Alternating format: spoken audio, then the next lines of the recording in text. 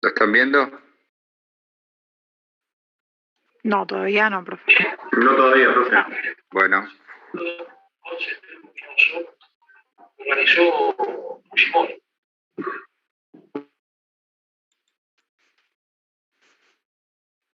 ¿Ahora? Ahí está. Ahí está. Sí. Bueno.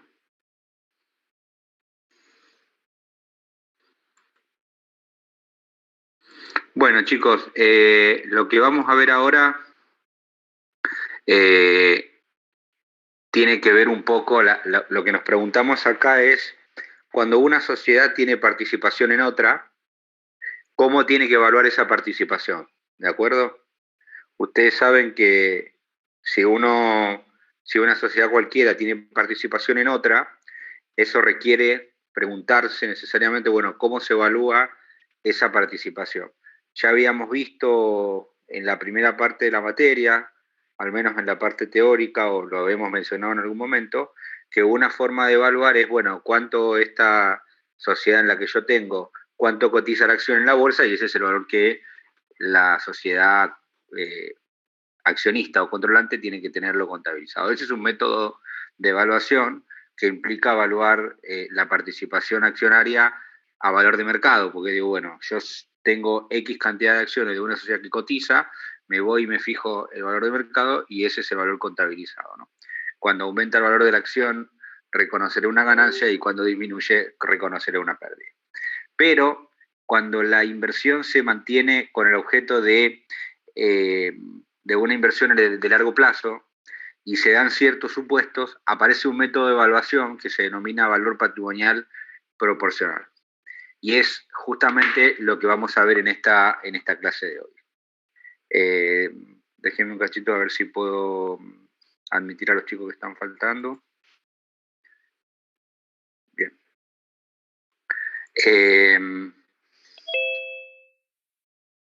Quedó claro, entonces yo tengo participación en una sociedad y esta sociedad, la participación en esta sociedad la quiero evaluar al método de valor patrimonial proporcional. ¿Qué vamos a ver en esta clase? Es cómo se aplica el método y cuándo se utiliza. Profe, Sí. ¿hay chance de cambiarle el color a la letra? Porque con el blanco no se ve un joraca. ¿Ustedes tienen la presentación? ¿Se las mandaron? No. No por el momento. No, acá yo no puedo cambiar nada. ¿No se ve nada? Y se ve medio, pero bueno. Bueno, no, pero no se ve medio mal, como que está medio borroso. Porque claro, sí. Blanco y cremita, casi mismo color. Claro. Sube, profe, al campus, lo ve cada uno. ¿Cómo? Sí, lo sube al campus, porque se ve mal con la luz. Bueno. ¿Es la luz de ustedes o qué pasa si yo apago la luz de acá? No, es de ustedes también. Ahora le digo a Antonella que lo suba al campus, ¿sí? Bueno, genial, gracias.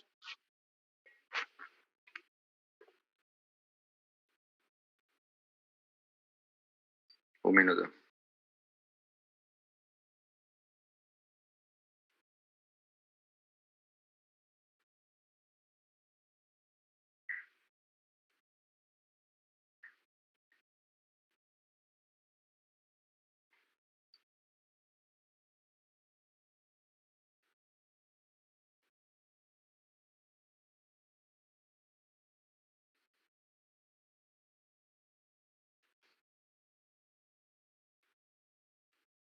Bueno, hoy le pedí a Antonella que lo suba.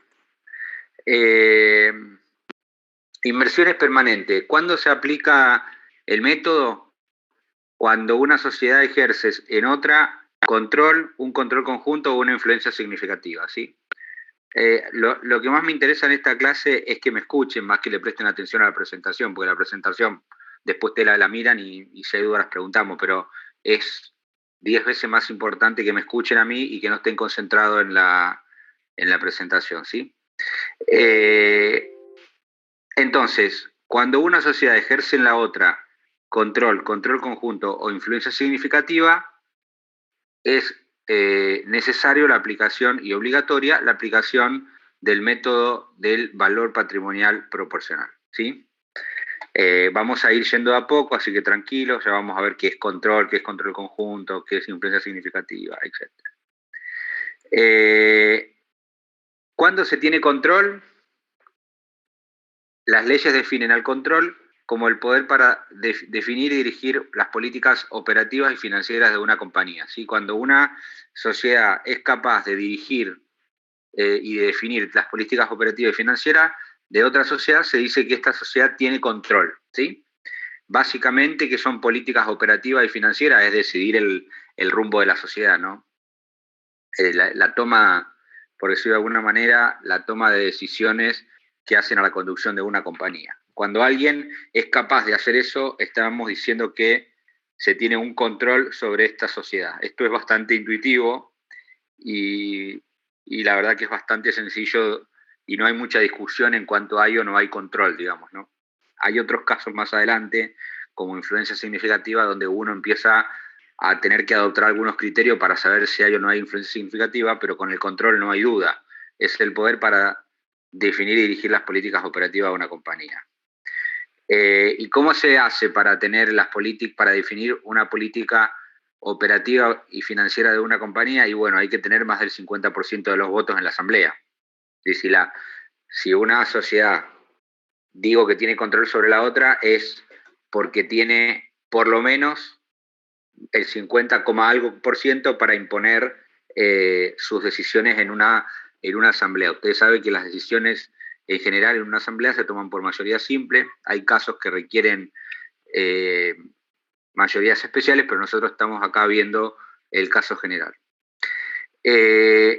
Y hay otra forma de poder ejercer el control sin tener más del 50% de los votos, y es cuando por un acuerdo escrito los socios que tienen más del 50% me han conferido la potestad para definir y dirigir políticas operativas y financieras de una compañía. Es decir, yo probablemente, o mejor dicho, yo no te... Ahí me contestó Antonella, ¿qué dice? Es la misma de siempre, ¿sí? Está en la...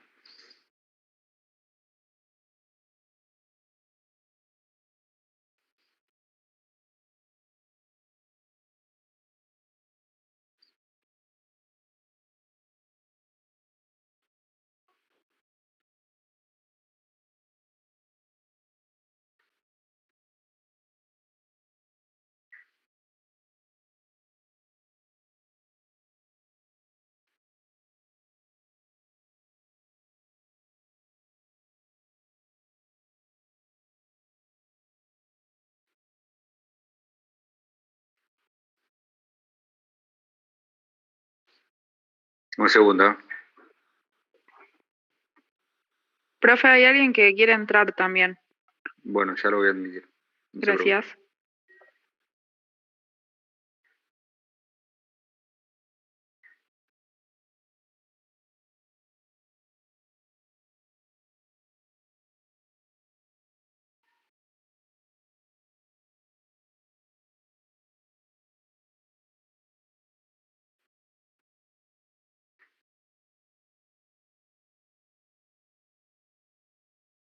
Ahora la va a subir Antonella, pero de todos modos, como decía, concentrémonos en la clase y después cuando lean la presentación, si hay dudas las podemos ver, pero es importante básicamente que me escuchen y que no se detengan en la presentación. Vamos a admitir a los chicos que están entrando. Ahí va. Bueno, decíamos, retomando, control, ¿cuándo lo ejerzo? Cuando tengo más del 50% de los votos o cuando sin tener más del 50% de los votos, los socios que tienen más del 50% me dan un acuerdo escrito. ¿Qué quiero decir con esto? Por ejemplo, que puede ocurrir que alguien no tenga más del 50%, pero que entre los socios que sí lo tienen digan, le vamos a dar por escrito el poder para ejercer el control a tal compañía. Entonces eso es digamos, el control que se obtiene por un acuerdo dado por accionistas que tienen el control. Eso existe, es una de las formas que nos dice las resoluciones que se puede ejercer el control, ¿sí? ¿Quedó claro? pero lo importante es que sepamos que el control, como lo entendemos a secas, se ejerce por una sola compañía. O sea, no pueden haber más de una compañía que ejerza el control sobre la otra. El control lo ejerce una sola. Cuando se tiene el control con otra compañía es otra definición y se llama control conjunto, que es lo que vamos a ver ahora. Pero el control se ejerce, siempre lo ejerce una única compañía, ¿sí? Eso tiene que quedar claro. Y después... Pero no entendí lo del 50% menos de los votos. ¿Cómo es el tema del acuerdo por escrito? No se entendió bien esa parte. Es cuando yo no tengo más del 50% de los votos, pero nos juntamos los socios que sumamos más del 50% y por escrito se establece que uno ejerce el control. ¿Quedó claro? Vale, gracias. Sí. Ah, bien. Ahora, ¿qué pasa cuando el control se ejerce a través de más de una compañía, 2 o 3 más sociedades? Entiende la ley que estamos en presencia de el control conjunto. Y es cuando los socios que ejercen la mayoría firman un acuerdo escrito, pero para que todos en forma conjunta ejerzan el control de la sociedad. Y ya el control no es ejercido por una única sociedad, sino es ejercido por un conjunto de sociedades, ¿no? Por ejemplo, supónganse que la sociedad A, B y C, cada una tiene el 33,33% de una compañía, y se juntan A y B, que tienen el 67%, que tienen el control, o A con C o B con C, es lo mismo, y firman un acuerdo escrito entre los dos para decir que las decisiones se toman en forma conjunta.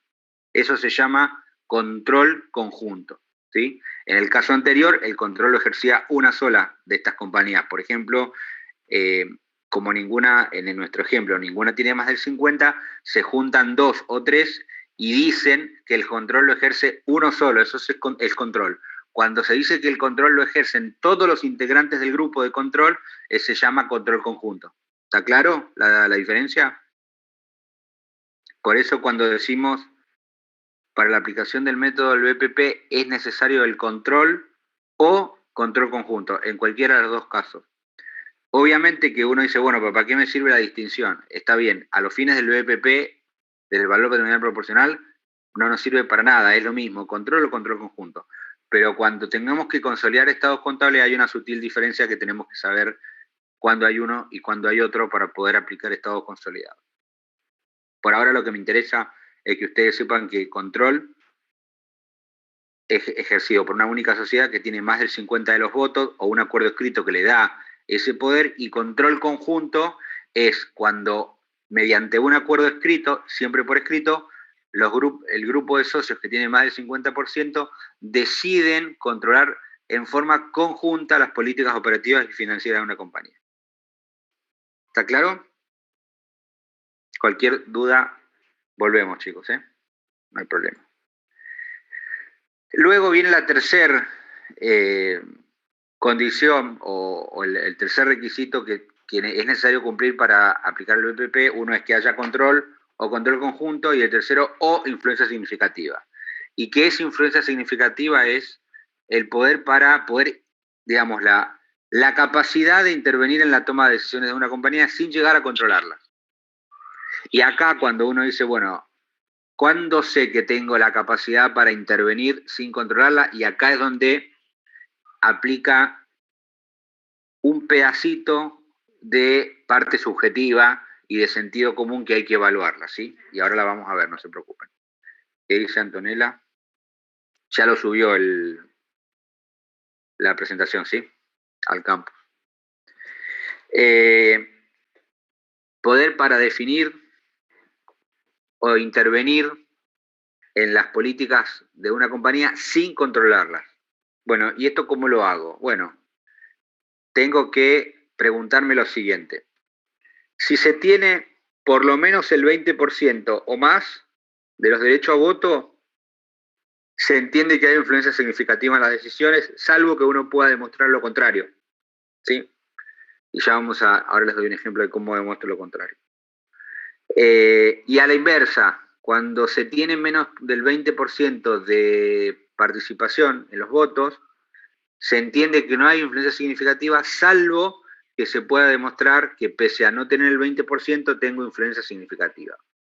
Por ejemplo, si una compañía tiene el 25% de los votos y otra tiene el 75%, está claro que la que tiene el 75% tiene el control. Lo que me tengo que preguntar es si la que tiene el 25% tiene influencia significativa o no. Entonces uno a priori dice, bueno, tengo más del 20%, debo tener influencia significativa. Pero, si resulta ser que es una sociedad donde el accionista minoritario que tiene el 25% nunca lo escuchan y nunca se tiene en cuenta su opinión en las asambleas y lo tratan como si fuera un desconocido y no lo escuchan y encima tienen conflicto, claramente ese accionista, por más que tenga el 25%, no tiene influencia significativa en las decisiones. ¿Por qué? Porque las decisiones operativas y financieras la toma el otro accionista. Y puede ocurrir donde yo pueda decir, bueno, yo tengo el 10% de esta compañía, en principio no soy nadie, no tengo ninguna influencia significativa, pero resulta que, por otro lado, yo soy el principal proveedor de esta sociedad o el principal cliente, y cuando voy a la asamblea, por más que yo tenga el 10%, a mí me escuchan, me hacen caso, mi opinión es muy apreciada dentro del directorio y luego en la asamblea, entonces ahí podemos decir que tengo influencia significativa. Entonces, ¿qué quiero decir con esto? ¿Hay una pauta numérica para decir cuándo hay influencia significativa? Sí, la hay, del 20%, pero no significa que el 20% o más implique necesariamente la existencia de influencia significativa, sino que pueden haber indicios que demuestren lo contrario. Y ahora vamos a ver que la propia normativa establece cuáles son estos indicios de la existencia de influencia, ¿no? Que ahora las vamos a ir viendo, ¿no? Un segundo, chicos, ¿no? Esperen.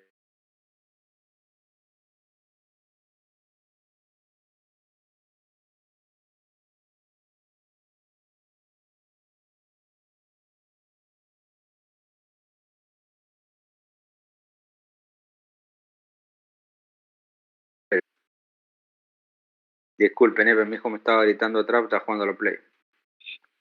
El efecto de la suspensión de clase, ¿vieron? Bien, ¿qué se entiende por indicios de influencia significativa? Por ejemplo, cuando tengo lo que decíamos recién, votos necesarios para influir en las decisiones. Cuando tengo participación en el directorio también es un indicio de influencia significativa. Cuando hay una dependencia técnica de una sociedad con respecto a la otra, es decir, soy el único cliente, el único proveedor, el ejemplo que yo les di. Cuando se tiene acceso privilegiado a la información de gestión, si el accionista tiene acceso a determinado tipo de información que otro accionista no tiene, es claramente un accionista influyente. Todos estos indicios a mí me indican, me dicen que puede o no puede haber influencia significativa. Nada es determinante, pero lo que se aplica acá es, todos estos criterios se tienen que aplicar, obviamente, con un criterio profesional, ¿no? Y evaluar toda la serie de hechos que tenemos para llegar a la conclusión de que existe influencia o no existe influencia significativa. Yo en la vida profesional he tenido varios casos de compañías donde se ha tenido influencia significativa y luego por determinados cambios, porque dejó de ser el cliente, dejó de ser proveedor, entró un accionista más hostil y demás, se ha perdido esa influencia significativa. Entonces, es algo que es muy recurrente en la práctica, ¿no?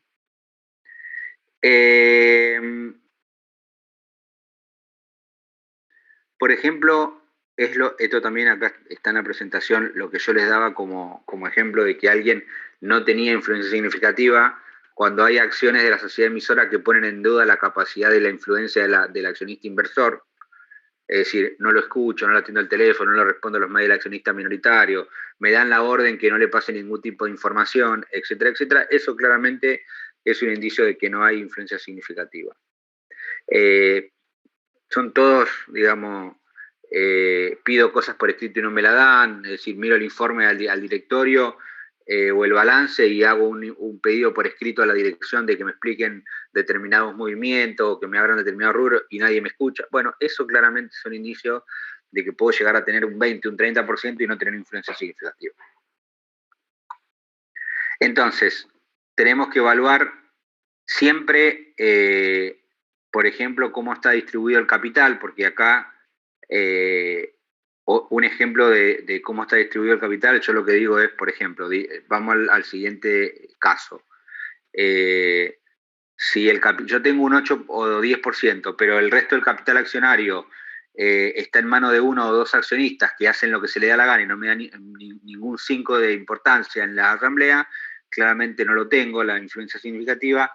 O a la inversa, yo por ahí tengo un 15% de la sociedad, pero el resto del capital está tan atomizado en 50.000 accionistas que mi propio voto del 15% en la asamblea pesa mucho porque los accionistas más chiquititos me escuchan en las decisiones, entonces puedo llegar a tener una influencia porque el resto del capital está muy atomizado, ¿sí? Como digo, siempre acá uno tiene que evaluar un montón de cosas y no es un hecho en concreto, ¿no? Y obviamente también hay que evaluar lo que decía recién, por ahí, si hay acuerdos escritos que le otorguen a otras empresas el control y esa otra empresa claramente no tiene en cuenta la participación de un accionista minoritario, bueno, también estamos en presencia de un caso de influencia significativa, ¿no? Acá entramos, digamos, en lo que es la médula espinal del tema y digo, método del BPP. Básicamente, acá obviamente lo que está diciendo la presentación es que es el costo de la medición inicial de la inversión más todos los efectos de los resultados devengados de la emisora. Pero para llevar esto a fines prácticos, lo que hace el método del BPP es reproducir en la sociedad accionista el valor del patrimonio de la sociedad que estamos controlando. Entonces, si la sociedad que estamos controlando tiene ganancias, el accionista controlante tiene ganancias. Si la sociedad que estamos controlando tiene pérdida, entonces el accionista tiene pérdida. Es un poco decir, yo tengo un hijo y todo lo que le pase está reflejado en el padre, ¿sí?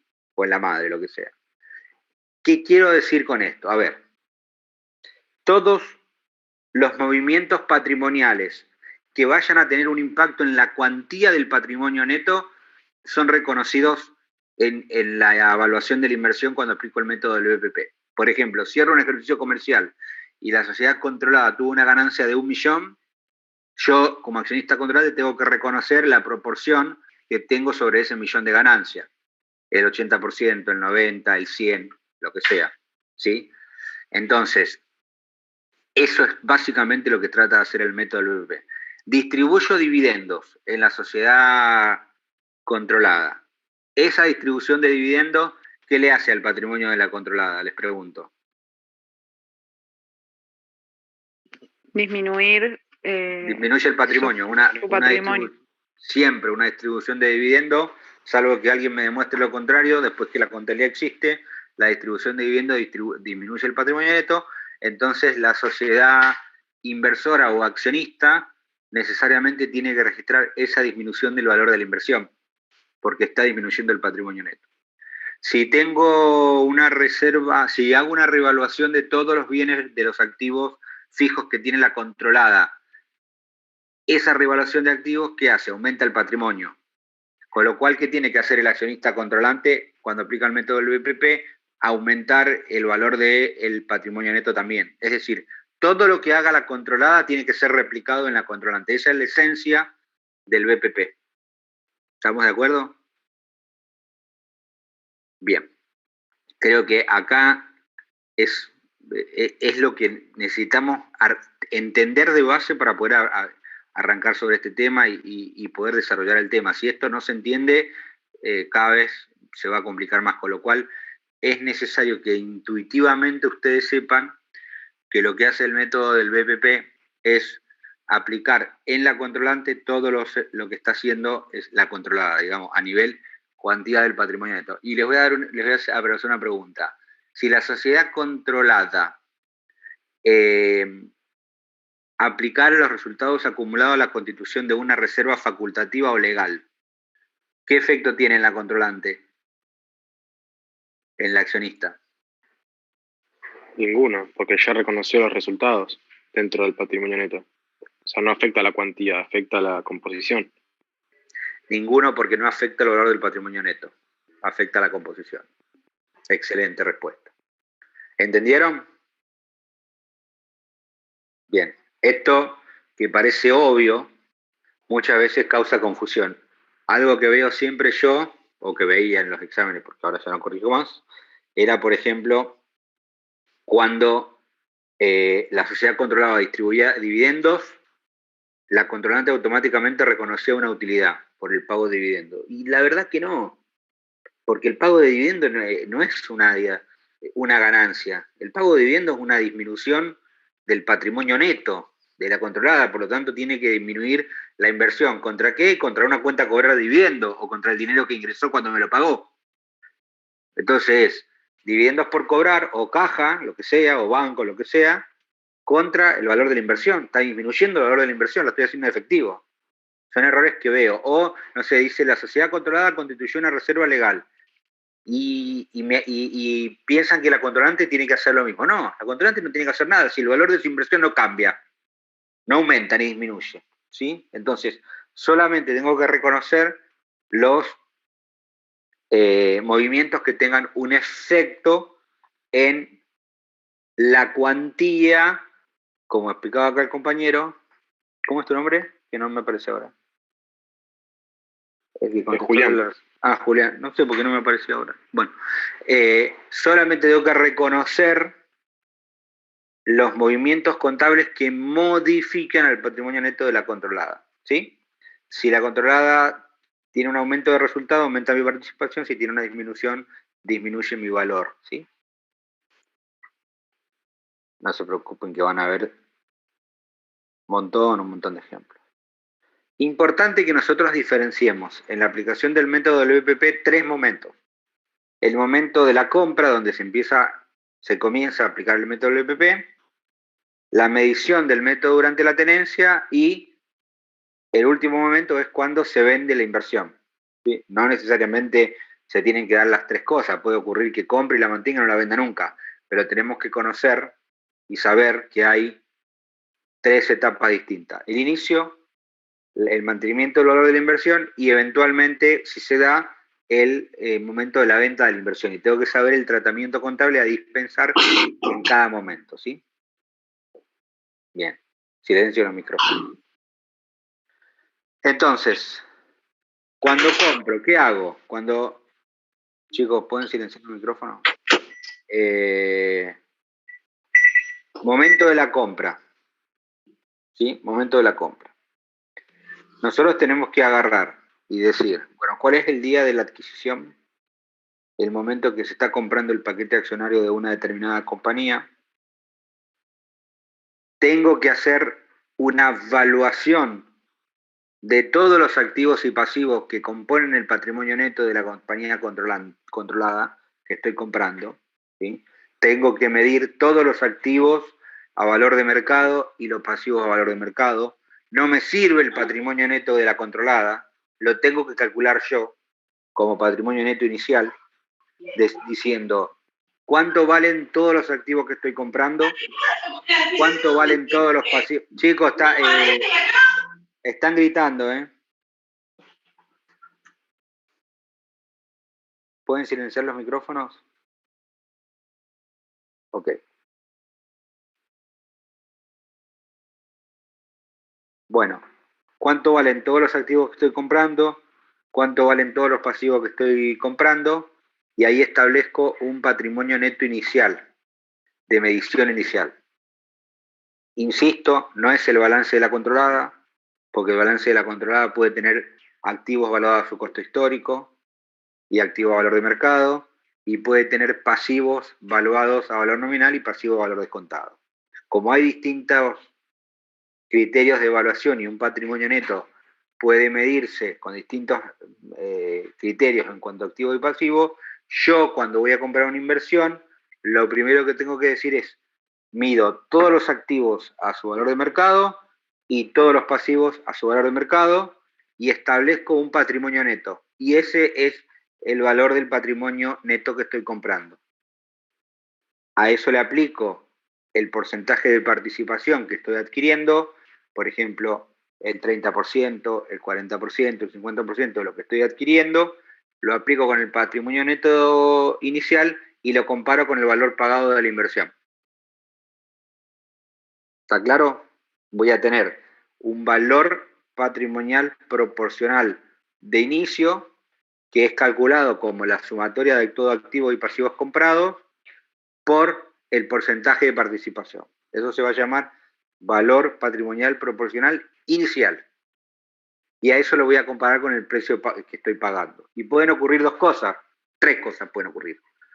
Que el precio pagado sea igual al patrimonio neto, que sea mayor o que sea más bajo. Si es igual, no tengo ningún problema. ¿Puedo llamarte con Eva Faré? Hay un nene que está hablando. Es el pedazo, Chicos.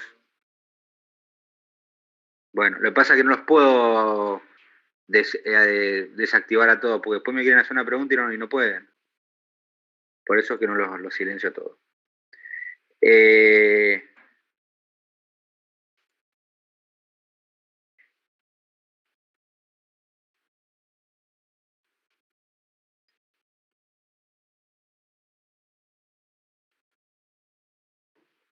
Esto, todo lo que esté Profe, si uno paga por encima del patrimonio, ahí tiene que reconocer no llegué, un valor llave, no llegué. perdón. No llegué. Perdón. Está bien. Sí, correcto, ahora vamos a eso. Entonces, el patrimonio neto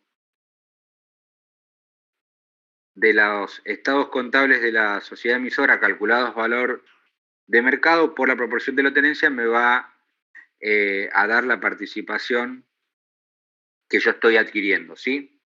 De la empresa emisora. Y acá es lo que decía el compañero que recién me preguntaba de valor llave. Decíamos que podían existir tres casos, que sea igual, con lo cual si yo estoy comprando lo mismo que vale, hago un asiento contable que diga inversiones adquiridas a banco X cuenta corriente o transferencias bancarias o cheques postdatados, lo que sea, la forma de pago, y se acabó el asiento, no hay ningún problema porque coincide con lo que estoy pagando, y dentro del valor adquirido, obviamente el valor pagado tengo que incluir todo el valor que estoy pagando, más los gastos de escribanía, más el sellado, más todos los gastos, digamos. Ese sería el valor de compra. Y puede ocurrir que el costo de adquisición, que estoy hablando, que siempre es el valor de contado de lo que estoy comprando, puede ocurrir que sea más alto del patrimonio que estoy comprando. Si por ejemplo estoy pagando 150 por un patrimonio que calculé en 100, o puede ocurrir a la inversa, que el patrimonio calculado sea 150 y que yo esté pagando 100, que esté pagando menos de lo que vale el patrimonio.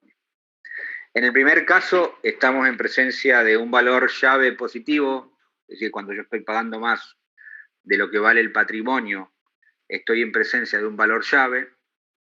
Ahora vamos a ver por qué. Y a la inversa, estoy en un valor llave negativo, es decir, cuando estoy pagando menos de lo que vale el patrimonio neto.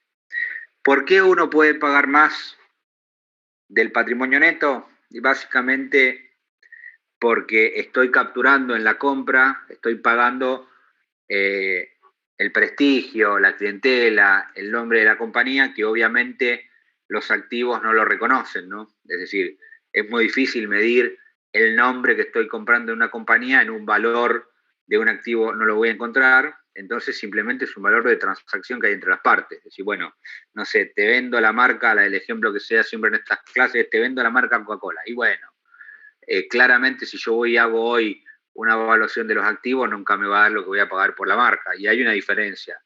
Y esta diferencia es la expectativa de superioridades futuras que va a tener esa marca que estoy comprando, justamente por el prestigio en el mercado que tiene, por el buen nombre, por los clientes, etcétera, ¿sí?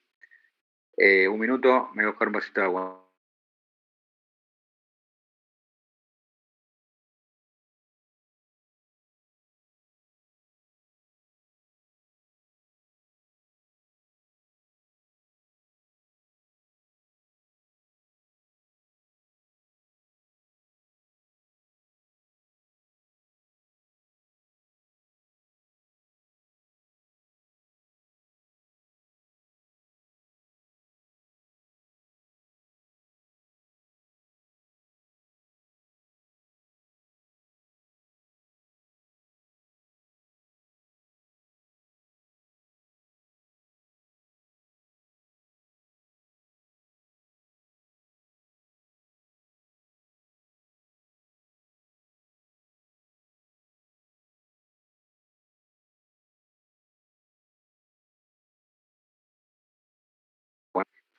Bueno, decíamos,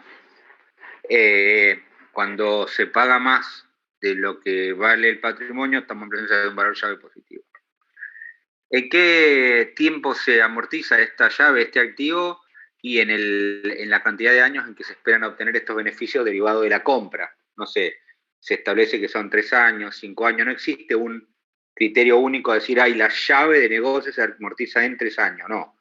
Es la cantidad de años que se establezca como criterio cuando se compra. Es decir, bueno, estoy comprando porque con un flujo de fondo demuestro que dentro de 10 años voy a poder recuperar este mayor valor pagado. O puede ocurrir, y esto es una novedad que han introducido las normas contables hace un par de años, puede ocurrir que la llave positiva del negocio diga no la amortizo nunca, tiene una vida útil indefinida.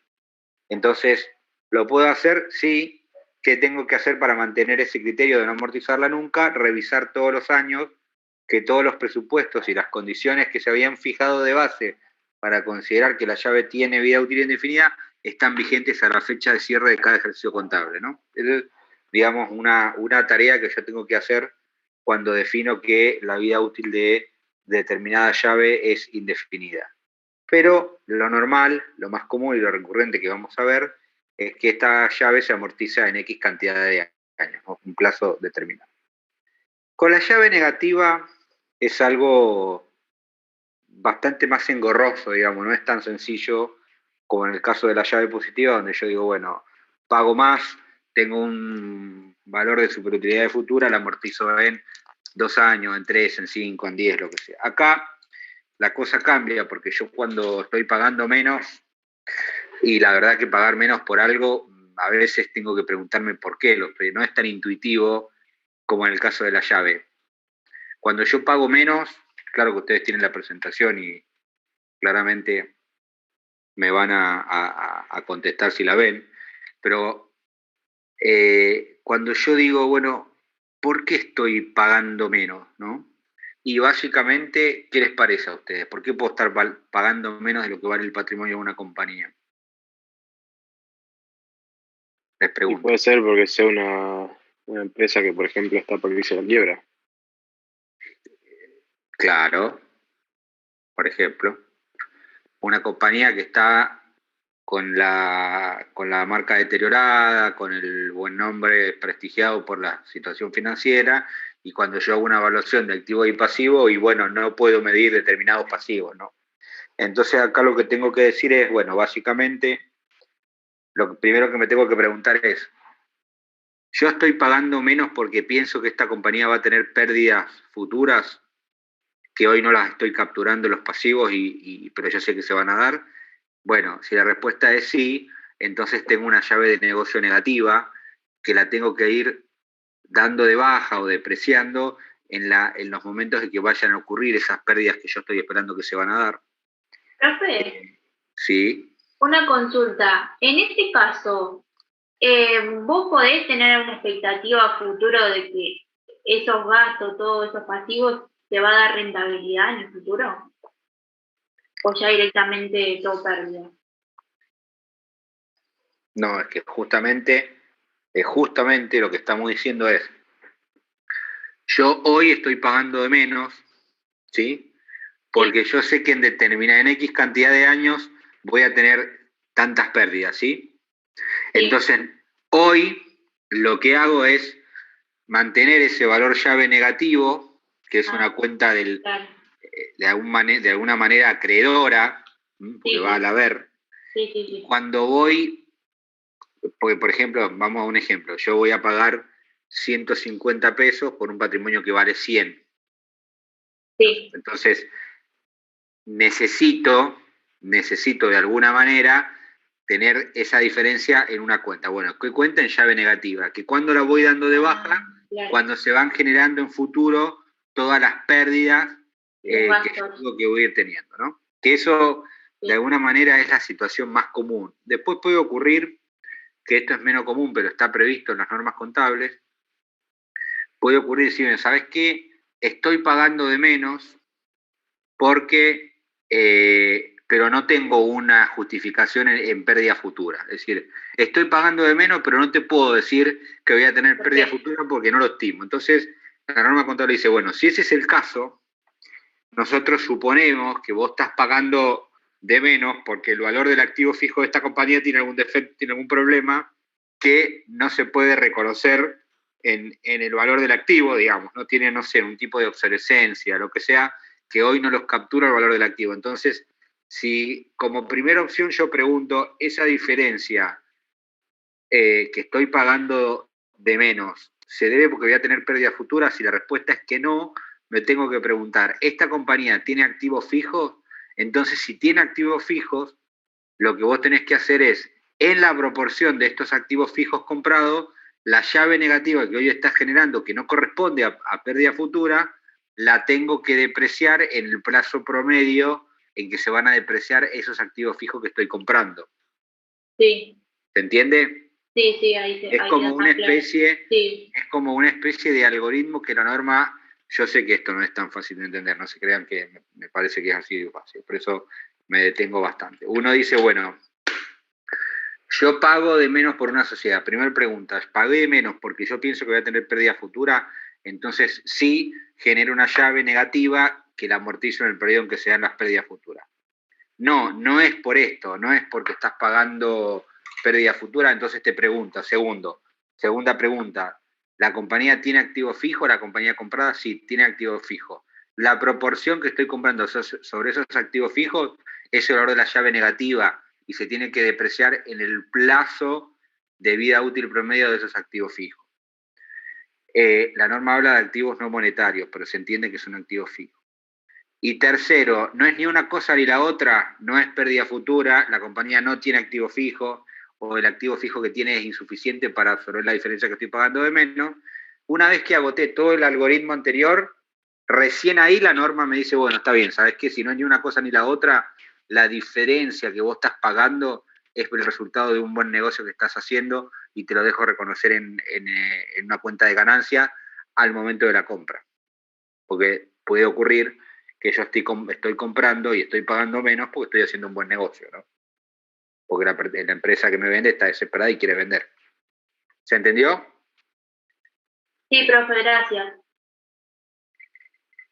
No, gracias a ustedes. Yo recuerden que estoy haciendo acá una incorporación de un activo, por ejemplo, de un patrimonio neto BPP de 150, inversiones BPP por 150, y estoy pagando 100 a caja o a banco por 100, me están faltando 50 pesos en el haber. La primera pregunta que me hago es, ¿esos 50 pesos se debe a pérdidas futuras que voy a generar? Sí, ok, llave negativa por 50 a depreciar en el plazo en que me voy a consumir esas pérdidas. 2, no es esto, no vas a tener pérdida futura. Bueno, ¿hay activo fijo? Sí. ¿Cuál es el porcentaje adquirido de esos activos fijos? Tanto. Ese valor es la llave negativa y se deprecia en el plazo promedio de vida ponderada de esos activos fijos. Tercero, no es ni lo primero ni lo segundo. Bueno, entonces en el haber tengo una ganancia de un buen negocio. Resultado por compraventa de acciones. Resultado positivo de ganancia. ¿Se entendió?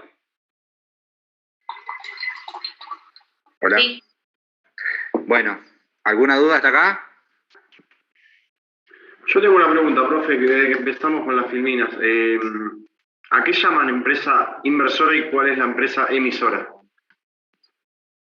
Muy buena pregunta. La inversora es el accionista controlante, la que está arriba, la que tiene la participación, la que invierte en acciones.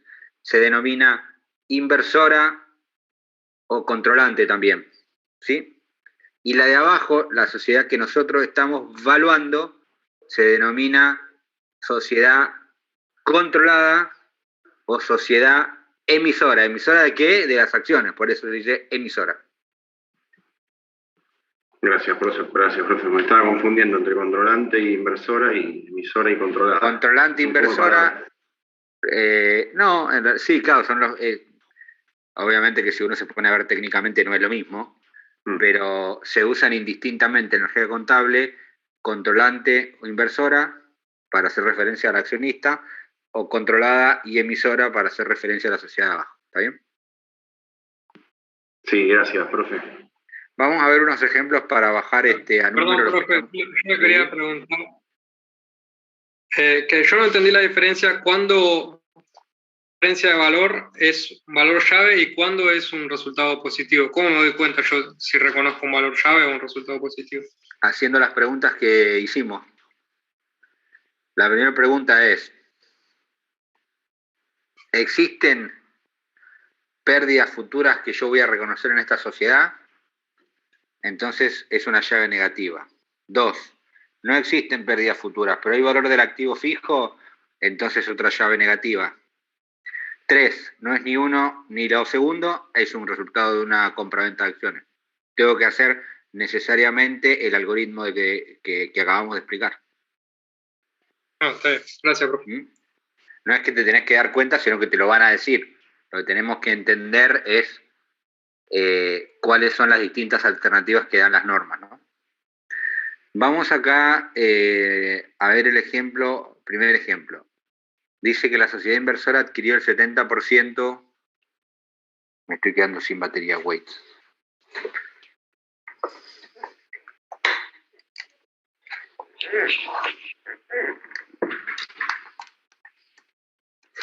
Listo.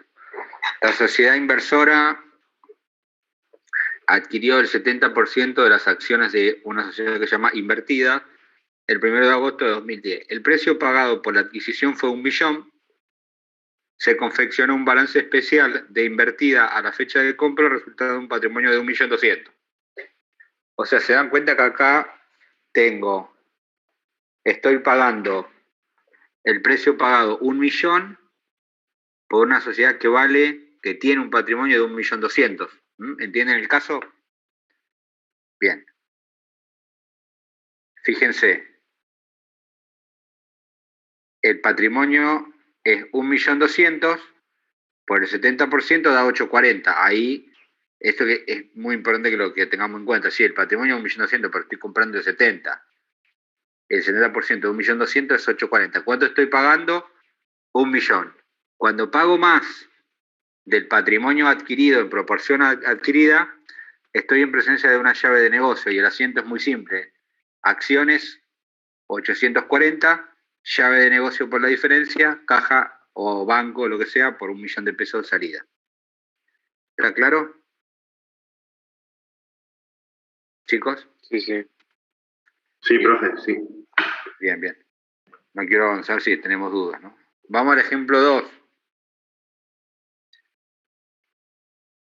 Es igual al anterior, pero ahora pago 500.000 pesos. O sea, adquiero un patrimonio de 840, pero en lugar de pagar más, pago menos, pago 500.000 pesos.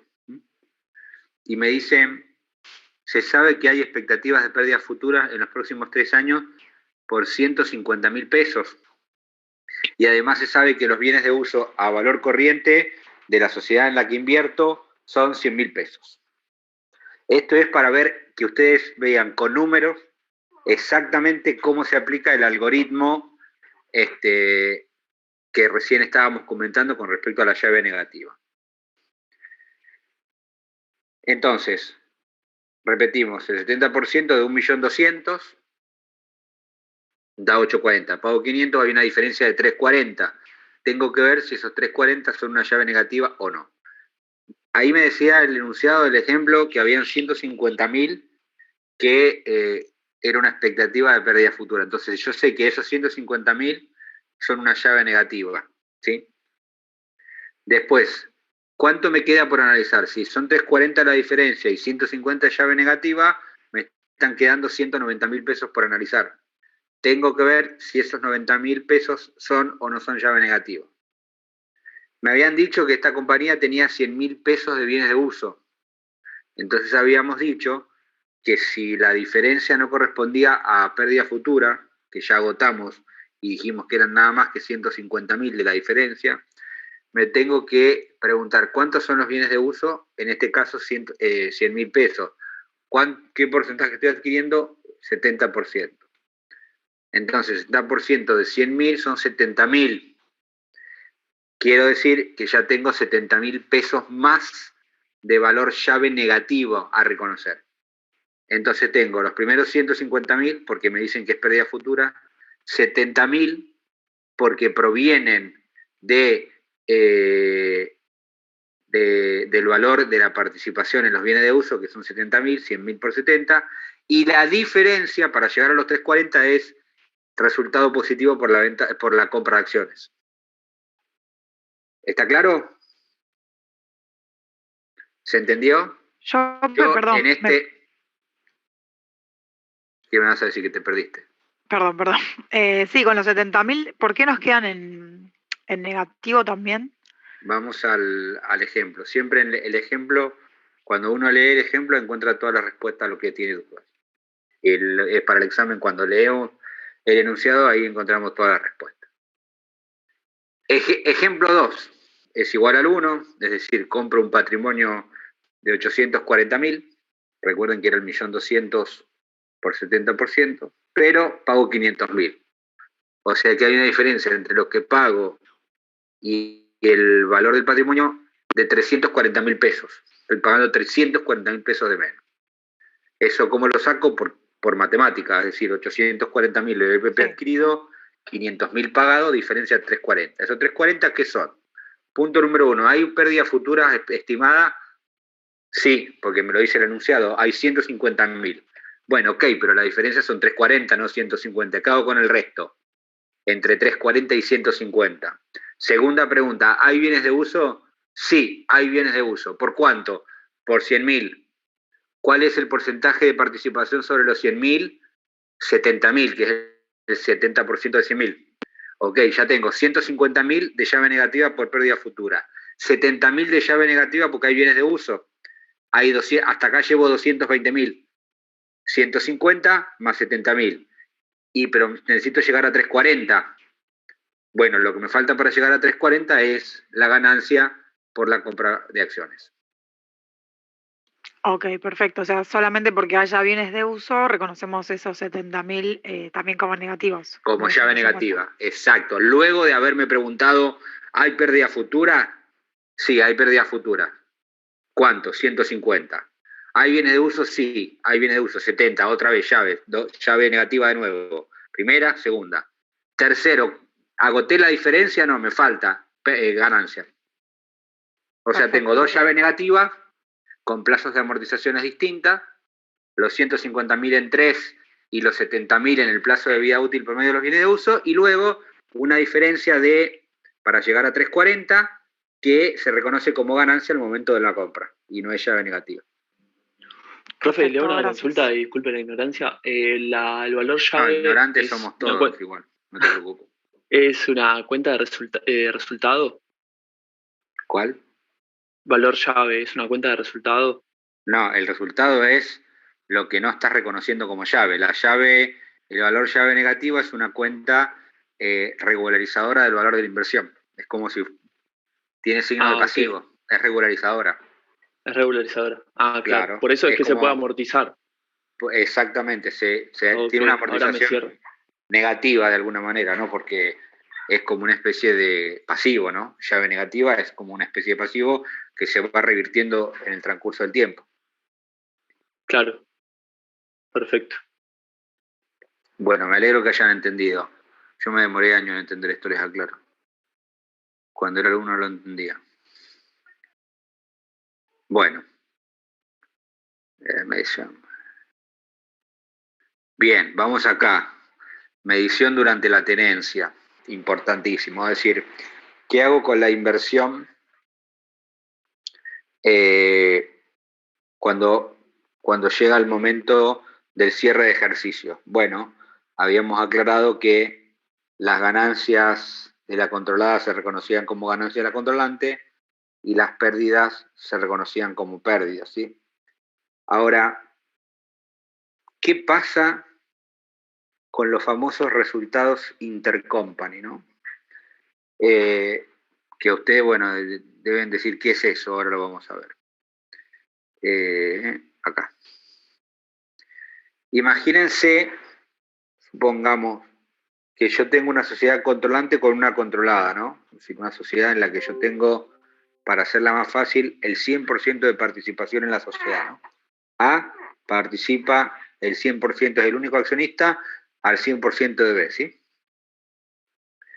Y resulta que dentro de los resultados que hay en la sociedad controlada, por ejemplo, o en la controlante, es lo mismo para el caso, hay un resultado proveniente de una venta de, por ejemplo, de bienes de uso que se hacen de la compañía controlante a la controlada. Es decir, la controlada tenía un terreno que estaba evaluado a su costo histórico, pero las normas contables no permiten revaluar activo. Entonces, ¿qué se ocurrió como alternativa? Es decir, venderle el terreno de la controlada a la controlante por 4 veces el valor del libro, por ejemplo.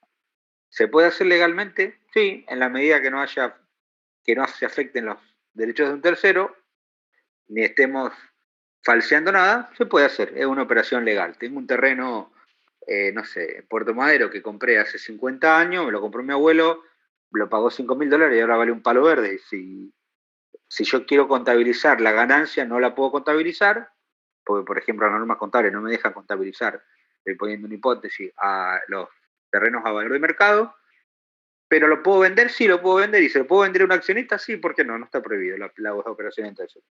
Entonces se genera una utilidad monstruosa, lo estoy exagerando para que entendamos a lo que quiero llegar, se genera una utilidad monstruosa o grande por una venta intercompany. O sea, intercompany se dice porque es entre compañías, ¿de acuerdo?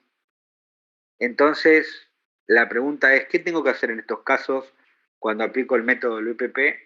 Bueno, las normas son tajantes y dicen que cuando hay utilidades que se generan dentro de un grupo económico, dentro de un grupo de sociedades, necesariamente esas utilidades, al momento de calcular el BPP, tienen que ser eliminadas, ¿sí?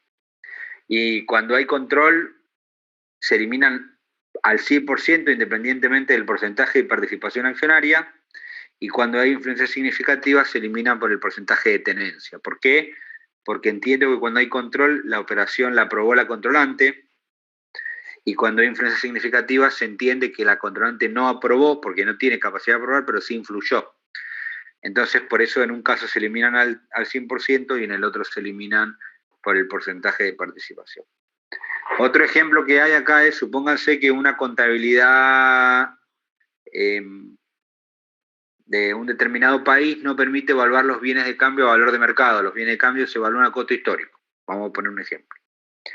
Entonces, cualquiera sea el método, un minuto que voy a hacer callar a mi hijo, pues está gritando.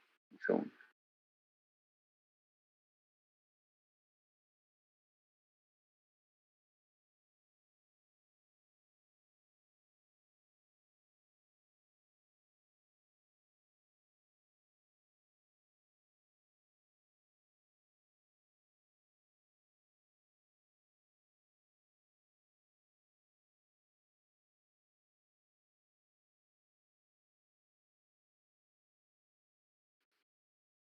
¿Qué necesidad había de suspender las clases, digo yo, no? No podíamos haber seguido con la modalidad virtual. Claro.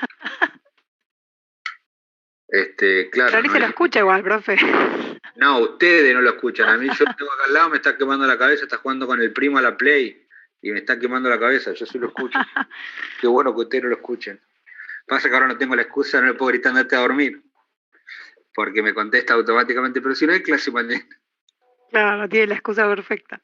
No entiendo, pero bueno, qué sé yo, la verdad que hay tanta cosa que no entiendo. ¿Para qué? ¿Por qué suspendieron las clases si ya estaba funcionando todo virtual? ¿Volverán el lunes? El lunes en teoría se reactivan, ¿no? No creo. Me parece que virtuales sí, el lunes. Arrancarían virtuales, o sea, le han dado Sí. tiempo para prepararse de nuevo a la virtualidad. Porque mis hermanas son maestras de provincia y Sí. ellas no cortaron la virtualidad, están laburando y parece que el lunes se suma acá otra vez a virtualidad. Pero, en provincia, En provincia hay clases. Sí, Yo pensé que la suspensión había sido para todo el país. No, en provincia hay ¿solo en clases. Cava? Solo en Cava es que no hay clases. Sí, yo laburo en un colegio y el lunes se vuelve a virtual. O sea, muy poca chance que vuelva a la presencialidad. No, eso lo desconté de presencial. Lo que tenía, no sabía si se volvían a virtual o iban a seguir suspendiendo un par de días más. No, yo creo que ya no vuelven más, hasta después de la vacación de invierno. Se adelantaron las vacaciones, ¿no? Hay 15 no sé. días antes y 15 días después que no estaban incluidos en el calendario escolar. Entonces se calculaba que ese tiempo ya de por sí no íbamos a ir. ¿Estás hablando de la escuela primaria y secundaria? Sí, pues yo trabajo en administración, o sea, de los 3 niveles. ¿Pero cómo fue? ¿Qué pasó con las vacaciones de invierno? ¿Se adelantaron? No, pero hay 15 días antes y 15 días después que no están incluidos en el calendario escolar. Entonces como que todavía no se sabe si directamente van a ser un mes de vacaciones de invierno o qué onda. Pero ahora lo que leí es que las clases se extendieron hasta el 22 de diciembre. Sí, igual día de diciembre. ¿Cómo? Se cortó. Se te cortó, Mauro, no te escuché. Sí, no se me escucha nada. Que los docentes trabajan hasta el último día de diciembre. Hay que ver si los padres van a mandar a los pibes hasta el 20 de diciembre. Es que mientras sea virtual, creo que a los padres no le cambia nada. Salvo el estrés de que me quedé sin internet, se me cortó, no veo nada. Bueno, en fin. Listo, después del break que nos tomamos, para hablar de todo un poco, volvamos a los resultados que son la tortura de esta materia, los famosos resultados no trascendidos. Nosotros habíamos dicho, estábamos viendo ahora el ejemplo de que los bienes de cambio en una determinada contabilidad de un país no se pueden valorar a valor de mercado, se tiene que valorar a costo histórico, por ejemplo, y resulta que una sociedad le vende a la otra bienes de un grupo. Claramente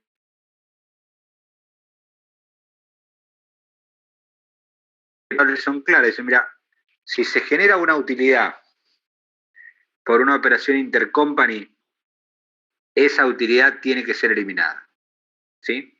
No me importa si es legal, si no es legal, tiene que ser legal seguramente, tiene que estar todo el papelerío, escribano público de por medio, todo lo que vos quieras, pero esa utilidad tiene que ser eliminada, es decir, si yo tenía bienes de cambio en una sociedad por 100, costo de histórico, y se la vendía a 200, hay una utilidad de 100 generada por bienes de cambio que no trascendió, que es una utilidad dentro del grupo y que por lo tanto tiene que ser eliminada. ¿Se entiende el caso?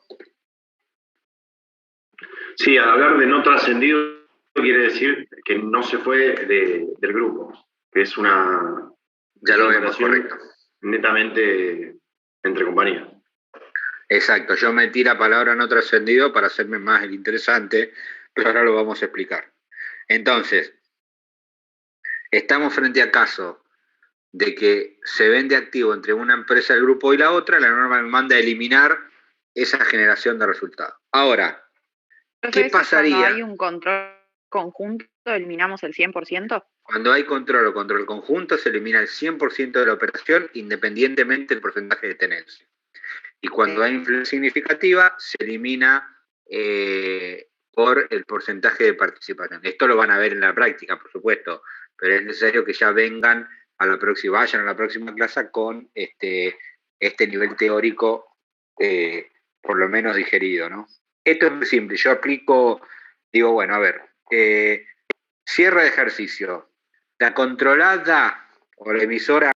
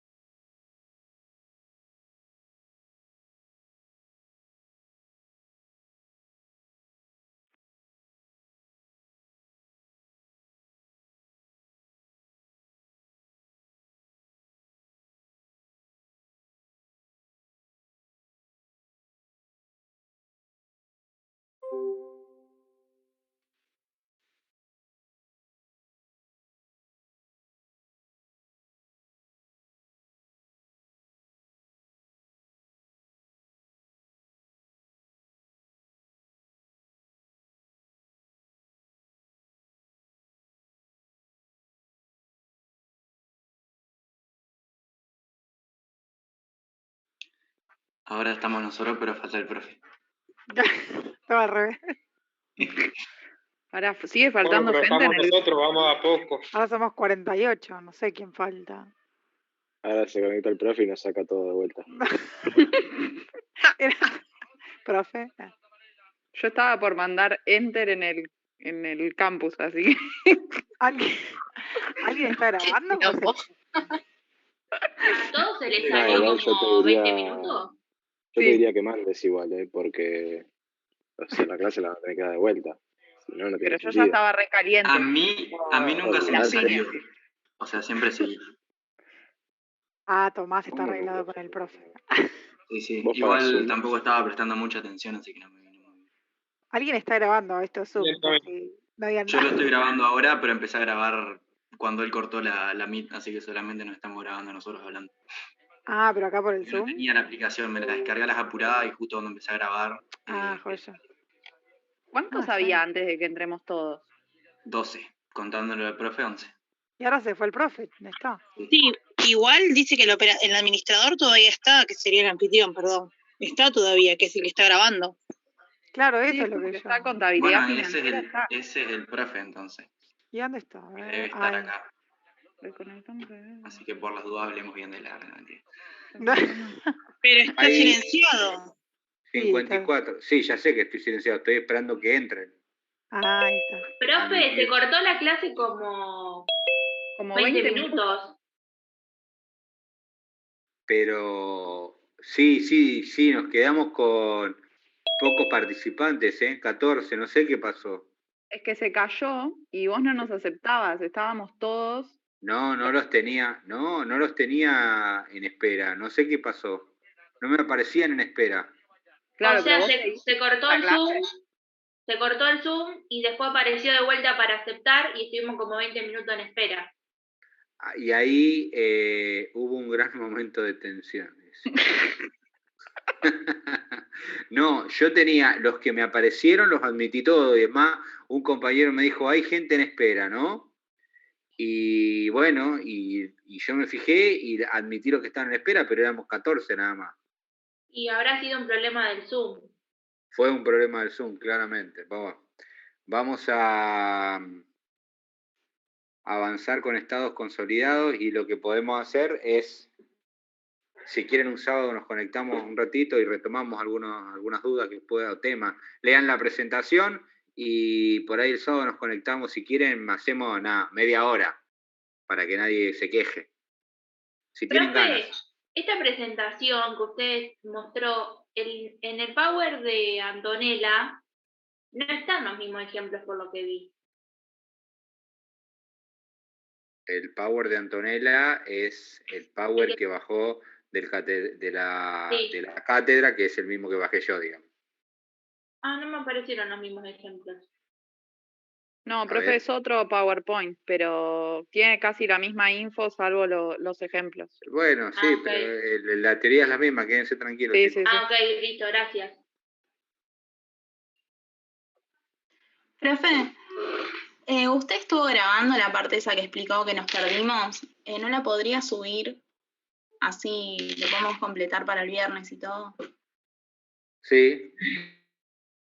Sí, ahora termino la clase y lo subo, ¿ah? Bueno, dale, gracias. Estados consolidados.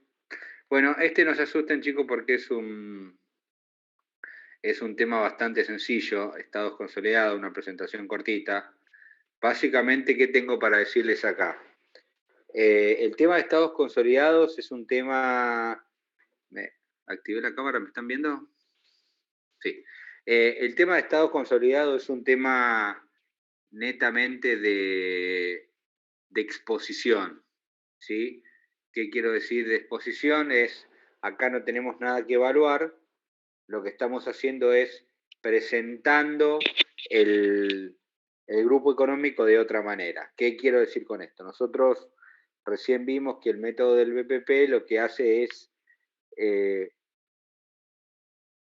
recoge todos los resultados de la inversión y todo lo que pasa con la sociedad controlada en una sola línea en la controlante que se dice participación en sociedades, ¿de acuerdo? Pero la línea esta, participación en sociedades, es el resumen del activo y pasivo generados, o que tiene, mejor dicho, la sociedad controlada. Es decir, toda la suma de activos y pasivos que forman el patrimonio neto de la controlada se ven reflejados en una línea de inversión en la controlante. Y los mismos en el estado de resultado. Todos los resultados de la controlada, ventas, costos, gasto administrativo, que tienen una línea final de resultado final, se considera como resultado de inversión en la controlante en una línea que dice resultado por inversiones permanentes. El objetivo de los estados contables consolidados es agrupar todos los activos y pasivos de la controlante con la controlada, como si se tratara de una única sociedad. ¿Sí? Es decir, la línea que dice inversiones en sociedades controladas y la línea de resultado que dice participación en resultado de controlada, la idea acá es abrirla en cada uno de los activos y pasivos que forman parte de esas participaciones y sumarlos a los de la sociedad controlante. ¿Se entienden conceptualmente de qué se trata?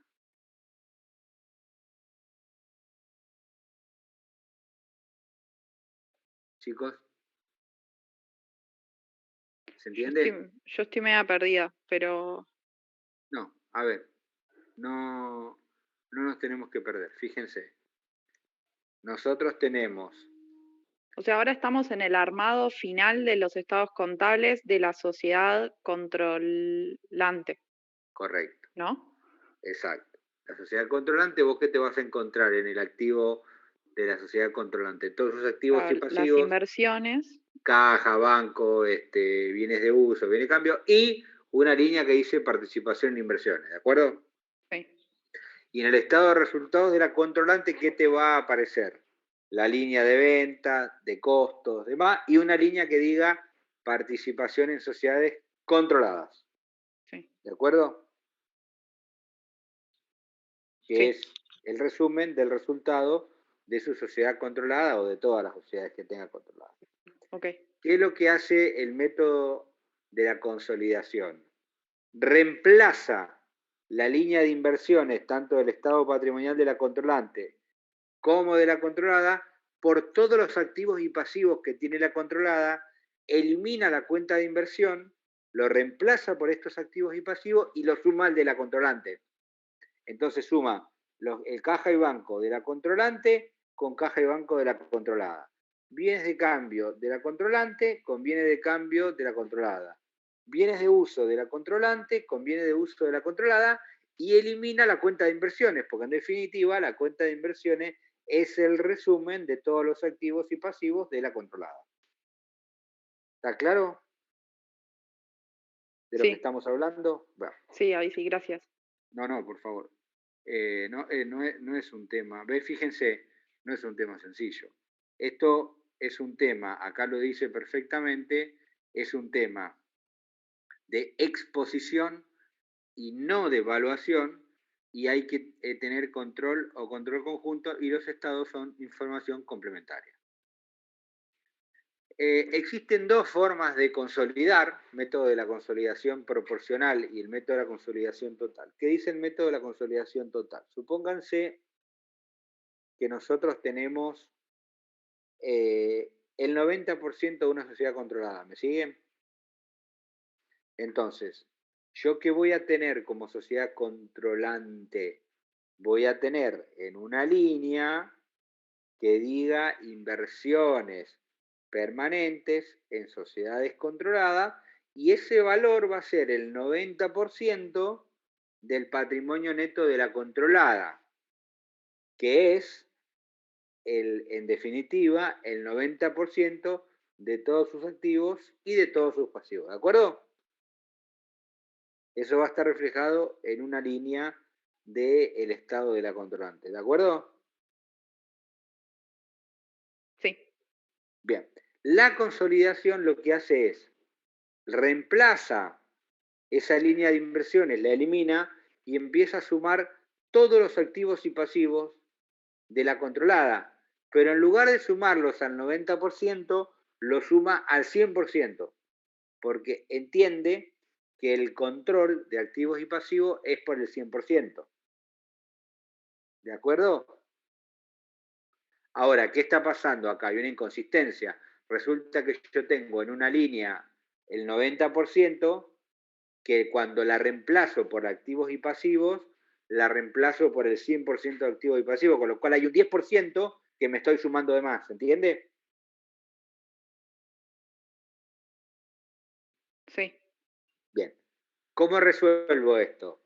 Creo una línea que funciona como del lado derecho de la ecuación patrimonial, como si fuera un capítulo intermedio entre el pasivo y el patrimonio neto, y se va a llamar participación de terceros en sociedades controladas, y va a ser el 10% que me está faltando, que me sumé de más.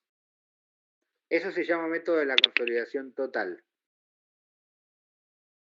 ¿Quedó claro?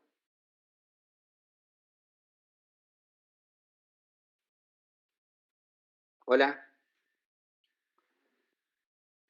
¿Y esta participación de terceros es una cuenta de qué tipo, profe?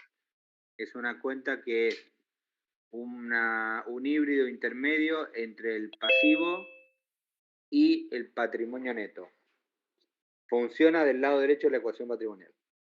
En un capítulo que se pone entre pasivo y patrimonio neto. ¿Eh?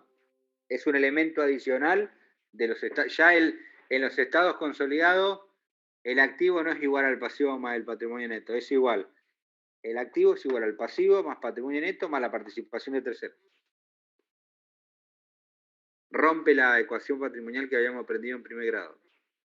Le agrega un elemento más y dice activo es igual a pasivo más patrimonio neto más participación de terceros en sociedades controladas. En cambio, el método de la consolidación proporcional es más intuitivo, porque ¿qué hace? Consolida proporcionalmente. Digo, yo tengo en una línea el 80% o el 90% de participación o de activos y pasivos en controlada, y cuando me sumo, reemplazo esa línea y la elimino, y la reemplazo por todos los activos y pasivos de la controlada, ya no me lo sumo al 100%, sino que lo sumo directamente por el porcentaje de tenencia, y no tengo esta desigualdad patrimonial y no tengo que agregar esta línea de participación de terceros, porque ya estoy trayendo activos y pasivos por el porcentaje que los tengo contabilizado en la línea de inversiones.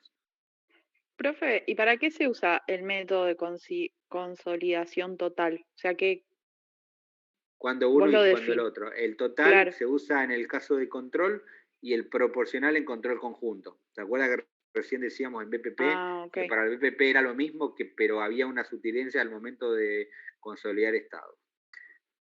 Básicamente el método de la consolidación total tiene como la idea subyacente de que por más que yo tenga el control, el 70, el 80, lo que sea, en definitiva la controlante es la que define el destino de los activos y pasivos del 100% de su sociedad controlada, independientemente del porcentaje de participación. Después tendrá que rendirle cuenta al socio minoritario, pero el control lo tiene.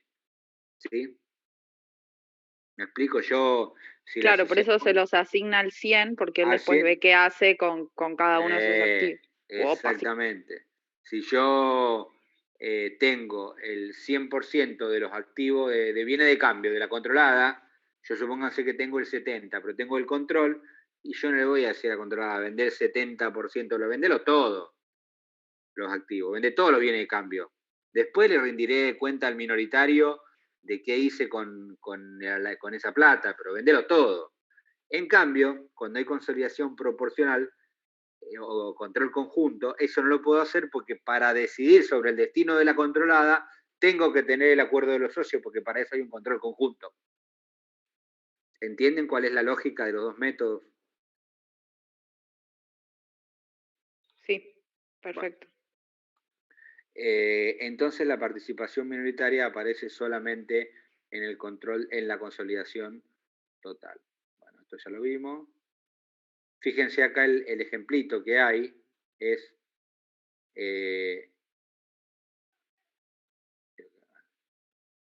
Acá.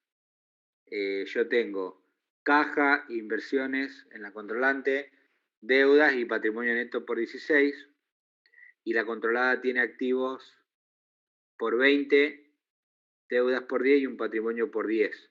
Claramente este 9 de acá es el 90% de acá, es decir, esta controlante tiene el 90%. Cuando consolido, sumo todos mis activos, caja y banco, 10 más 20, 30, elimino la cuenta de inversión que no existe más, me traigo deudas por 13 y como me está quedando un patrimonio de 17, porque me traje los 10 enteros, 16 más 10, para llegar a 16 le saco 1 de participación minoritaria. En cambio, cuando hago la consolidación proporcional, me sumo los 10 más el 90% de los 20, los 3 más el 90% de los 10, y me quedan 12 y no necesito la porción de participación minoritaria.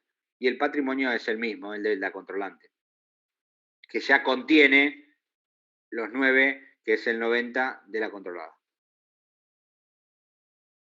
¿Se quedó claro? Sí. Hola. Bueno, chicos, no los voy a torturar más porque después todo lo que viene acá son cosas que ustedes pueden leer y lo vamos a ver en la práctica, no se hagan problema. Obviamente que lo más importante de acá es que si hay ventas y costos se eliminan igual que el BPP, los resultados intercompany, y también si hay cuentas recíprocas de créditos y deudas se eliminan, pero eso lo van a ver en la práctica, no se hagan problema. Yo les pido disculpas por la interrupción del Zoom. Sinceramente, en la parte de BPP no me aparecía la opción de admitirlos, que evidentemente ha habido un quilombo con el Zoom durante esos 20 minutos, y yo después voy a hablar con Antonella para ver cómo podemos recuperar estos 20 minutos, media hora, por ahí les robo un ratito de tiempo el sábado en la tarde, en algún momento que todos, o que la mayoría, porque todos no se puede, que la mayoría pueda, y el que quiera conectarse, que se perdió esos 20 minutos, simplemente retomamos. Yo me acuerdo donde se paró, estábamos hablando de los resultados no trascendidos a tercero, y después lo de la venta, que lo vamos a ver en práctica, está en la teoría, está bien desarrollado, en la práctica se va a ver exactamente lo mismo que yo di en teoría, pero por ahí si quedó renga la clase, creo que lo justo es hacer una recuperación y lo puedo ver con Antonella. ¿Qué les parece? Dale, profe, buenísimo. Bueno, sí, chicos, muchas gracias. No, disculpen de nuevo por el corte de Zoom, escapa a mis posibilidades, no fue un tema de internet de casa.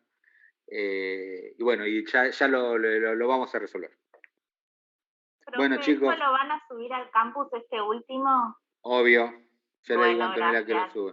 Chicos, gracias por todo, ¿sí? Buenas noches. Gracias. Que tengan buenas noches. Chao, profe. Chao. Chao.